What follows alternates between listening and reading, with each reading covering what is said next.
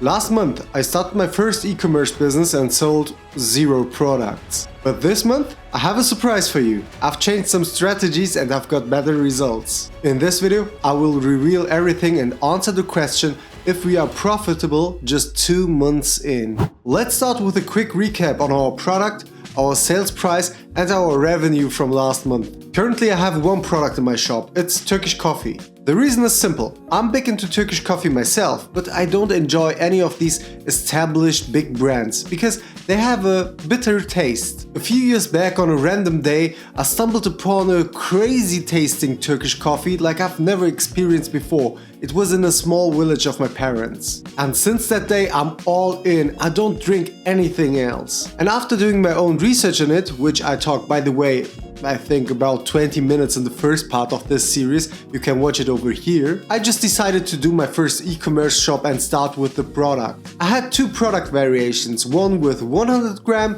and the other one with 200 grams. The 100 gram package cost me around $2.67, whereas the 200 gram package cost me around $4.17. And that's including the product, the shipment, the customs, everything around it. Only the marketing expenses are excluded, but I'll come back later to that. Currently I plan to sell the 100 gram variation for $4.99 and the 200 gram variation for $9.99 in my shop. I got registered on Amazon, eBay and as well as TikTok Shop. On TikTok Shop I managed to get 7 orders just the first month. But these were not ordinary customers, these were influencers that I got for free on the platform that will promote my product. Last month I assumed that this would give me a massive boost in sales. You'll see in a few minutes how it played all out. On Amazon I managed to sell 2 units. One customer was my sister and the other one was myself to get the reviews going. So there was no actual revenue there as well as of last month. And on eBay, not only that I didn't sell anything, I didn't get any product impressions at all. And this brings us to the results of the second month. Surprisingly, on TikTok Shop we sold another 7 units. And on Amazon we sold 8 units. And on eBay we still stand at 0. In total we have made a revenue of $149.85 across all platforms. If you consider that just 30 days ago we stood at $0 revenue, then I have to say that this is a good development. Actually a little bit better than I even imagined myself. Let's start with a closer look on TikTok Shop. As I said, here we cooperated with different influencers, sent out samples to them for free that they can promote our product. And maybe some of you guys remember who also watched the first part of this series that I thought this will give us the most leverage. But after testing it out for a month, I have to admit that this is partly true. Unfortunately, many of these promotional videos got stuck between 200 and 400 views. They did get some engagement, but the most important KPI, which is our sales units, right, didn't get much affected. To understand why this has failed and before we jump into the results, I want to show to you how I did my setup.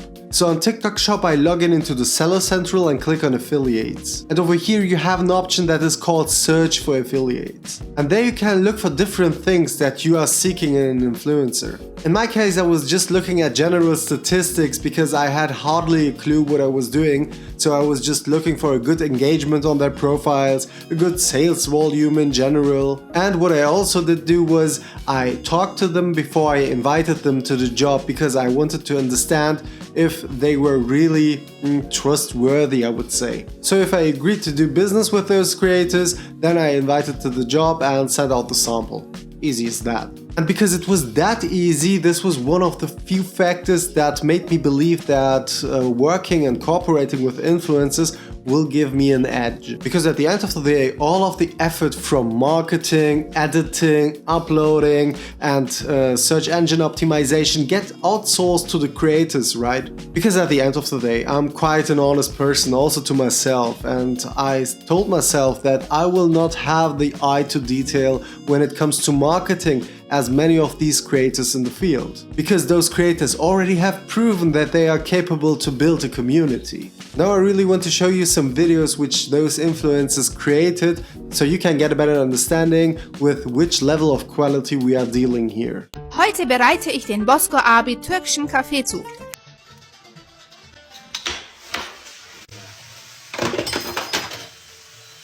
بصوا ابي هذا الفيديو خاص لشريط القهوه ولعشاق القهوه. اليوم عندنا قهوه بصوا ابي قررنا اننا نجربها قهوه تازه تحميص تازه فنجربها ونشوفها سوا. So from my point of view, these are well written and filmed videos. But if you have been on TikTok quite recently, especially over the last year or so, you will see that it has turned into a more promotional platform. Almost every video that gets shown to you is just like an ad from a random influencer. And I do think that this is a reason why the in-app experience gets destroyed on TikTok. Basically, it's too much of advertising. That's also why many of my influencer videos got stuck between 400 and 800 views. Plus, most importantly, the reason that they did not convert into sales. And still I tried to boost these videos with advertising, just to test out the platform. And that's why I did set up two categories. One advertising category for my product card and one advertising category for the influencer videos. The product card is just my product itself. It has no related influencer video or anything. It's just the product. And on the other hand, I had those influencer videos that were designed to get some attention so that this attention converts into sales. To my own surprise, we sold 4 units, 2 over the influencer videos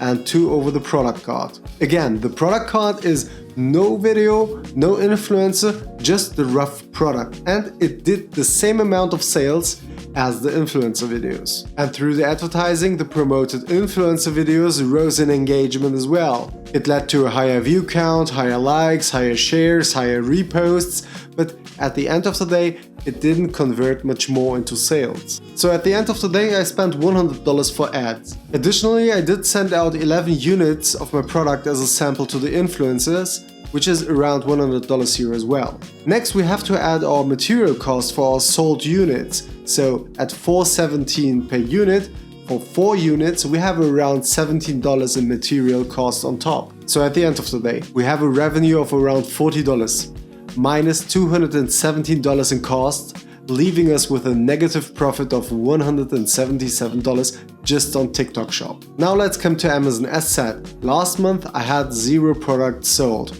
But this month I've got 7 orders. Actually, this was something I didn't expect. Because as I said, I was thinking that I will get much more attention on TikTok Shop that would lead to more sales on this platform rather than on Amazon. Because if you think about it, coffee is something like a lifestyle product that can be presented very well on social media. And this was exactly something I experienced in my first month on Amazon, because my product didn't get any impressions at all. Although I tried to advertise my product, it didn't really convert. But starting the second month, I had an idea. I tried to upgrade my plan from free to professional. And that made the biggest effect. My product started to get immediately traction. It was getting shown to the customers, and all of a sudden I was getting traction. And when you try to break it down, it just makes sense though, because Amazon as a platform wants to maximize their revenue, right, from every customer. At the end of the day,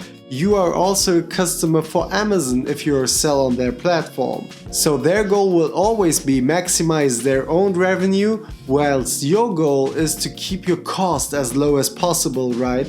But my first month showed me that just saving on the wrong end comes to the cost of success. So just as I signed up for the professional account and paid $40 a month to use it, and on top of that I advertised my product as well, it was, I guess, $10 a day, maybe as a budget. Just a few days in, we sold 8 units. You can see over here that we spent around $40 on ads in total and made a revenue of around $60. And as said, each 200 gram package cost me around $4.19, meaning for 7 units it's $29 on top. If we now sum everything up, we have a total revenue of $80, minus $40 for the professional subscription, minus $40 spent on ads, minus our product cost $29, leaves us at negative $29 on Amazon for this month. That's not our break-even point yet, but we are coming close this month. And it was an important step to become profitable, maybe the next month on Amazon. And just as my sales and my ads started to take off,